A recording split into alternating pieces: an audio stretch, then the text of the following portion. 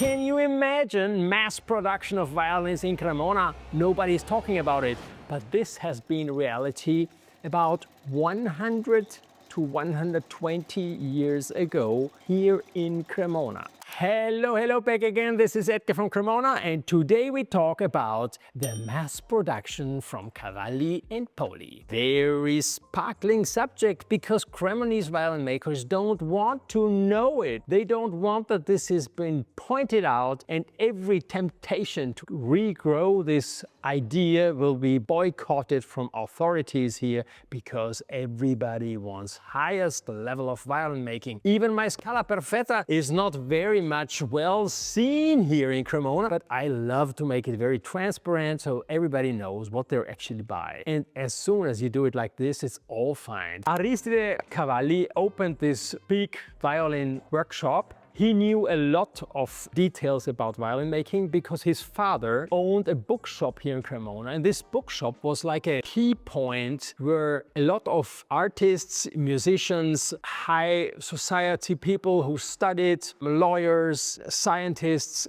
came and met and exchanged their opinions. At that time, information had been a completely different importance than nowadays. Now on a cell phone you can search everything and you find everything. At that time you had to buy a book and you had to read it. Aristide at that point, beside that he also kept on with this library, opened a small violin workshop in the backside because some of those musicians asked him if he could fix the violin. Fixing the violin, there came this passion, then he started to make instruments. And he had already a business mind, so then he opened this workshop where he gave a lot of people the chance to work and get into violin making. So he created new violin makers. Some of them even went out of the workshop and opened their own workshop later on in Cremona. At a certain point, he met together with another friend of him, Mr. Poli and Cavali founded this big new logo for the company, Cavali and Poli, and then they made a lot of instruments. Since the origin of the family was somehow from the Enrico Cerruti family, they also used the name with Cerruti, and this made a little bit of mistake on the market and confusion that was not very transparent. But they made like Guarnieri Stradivari, this Cerruti model, and another one or two, and they made these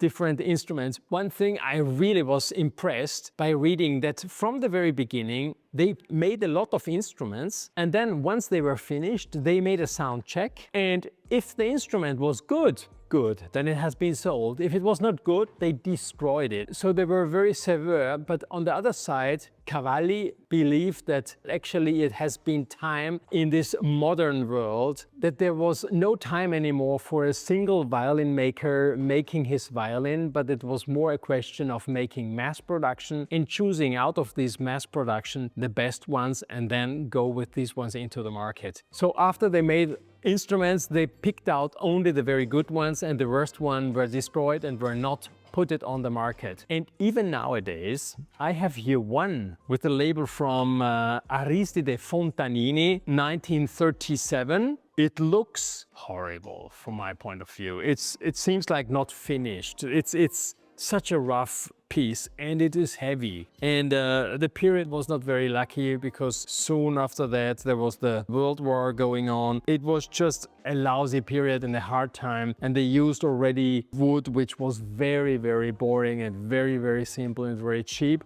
It's a heavy violin, but you wouldn't believe when you try it, it sounds better than it looks. The reason that I make this video is that there came an old man, father of a friend of Min, and with two instruments, and one of those is a Claudio Monteverdi, Aristide Cavali and his students is written inside, and made in Cremona 1908. And this one is actually much cuter than the other one. It has this typical acero opio, this typical Italian Po River maple, very narrow flamed. It's a little bit a darker maple than the maple we use from Bosnia. And this dark varnish, all the finish, everything is made with more passion and more love for the detail. I would have said that something like this is a value of 6,000-8,000, but Christian looked already in the internet and he saw some for 10,000 even. Of course, even these instruments slowly will go up and it will increase. They have, beside of proof that they are Cremona made instruments. They have also a historical value.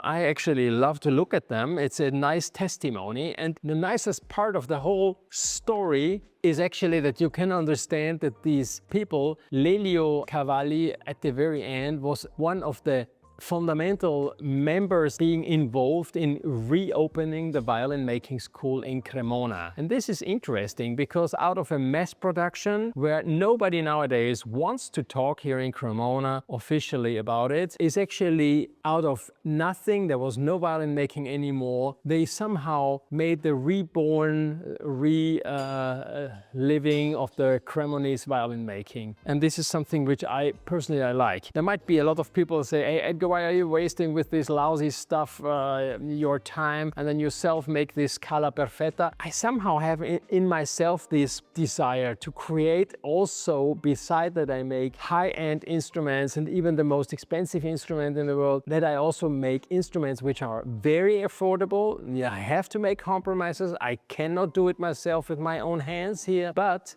you can make a bigger number of instruments which has a certain quite stable high value or high quality level of these instruments, like my Scala Perfetta. I would put them in comparison with my Scala Perfetta. This is a little bit what they had in their mind when they were making this violin making workshop here in Cremona. This video won't make me rich, but I think it's really a sparkling part of Cremonese violin making history, and you hardly can find things about it, and this is why I wanted to share this with you. If you're also looking for something like this but freshly made in Cremona, on my homepage you can see that on violincellomaker.com. You can look at models Scala Perfetta, and then you can see them, and you can, when you scroll down, you see also every instrument is singly played by Lena, and you can hear how they react and how they work. When you listen to them being played by somebody who knows how to play, they sound, for the price it is, pretty good. You want to look at more of those? Then you have to subscribe to my channel, and you will always be happy to get some more information directly from Cremona. Would be nice if we reach 30,000 by the end of this year. It's almost impossible, but if you just now move your finger, we come at least a step closer. Thanks.